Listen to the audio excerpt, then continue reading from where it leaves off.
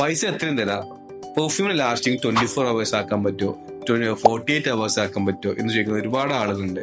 പക്ഷെ എനിക്ക് പറയാനുള്ളത് പെർഫ്യൂം നിർമ്മിക്കുക എന്നുള്ളത് ഒരു ബിരിയാണി ഉണ്ടാക്കുന്ന പോലെയാണ്. ആ പറഞ്ഞ പോയിന്റ് ആട്ടോ. ചിലമാർ ഈ ബിരിയാണി എന്ന് പറഞ്ഞ ചിക്കൻ കറി ചോറിട്ട് കുഴച്ച് വരുമ്പോൾ എനിക്കങ്ങ് ചൊറിഞ്ഞു വരും. അതെ.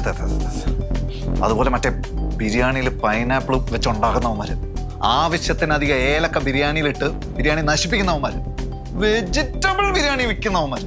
ബിരിയാണി നന്നാവണമെന്നുണ്ടെങ്കിൽ, നല്ലൊരു ബിരിയാണി ആവണമെന്നുണ്ടെങ്കിൽ അതിലേക്ക് വേണ്ട ചേരുവകൾ കറക്റ്റ് മിശ്രിതത്തിൽ അതിന് വേണ്ട അളവിൽ ചേർത്ത് പ്രിപ്പയർ ചെയ്യുമ്പോഴാണ് ആ ഒറിജിനൽ ടേസ്റ്റുള്ള ബിരിയാണി ആവുക.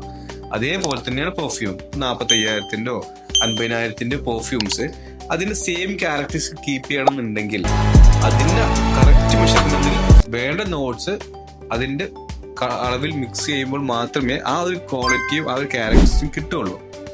ഫിക്സ് ചെയ്യുന്നത് എന്താണോ, ഒറിജിനൽ പെർഫ്യൂംസിന്റെ സെയിം പെർഫ്യൂംസ് അതേ അളവിൽ, അതേ ലോഞ്ചിവിറ്റിയിൽ, അതേ ക്യാരക്ടറിസ്റ്റിക് നമ്മൾ ക്രിയേറ്റ് ചെയ്യുന്നു.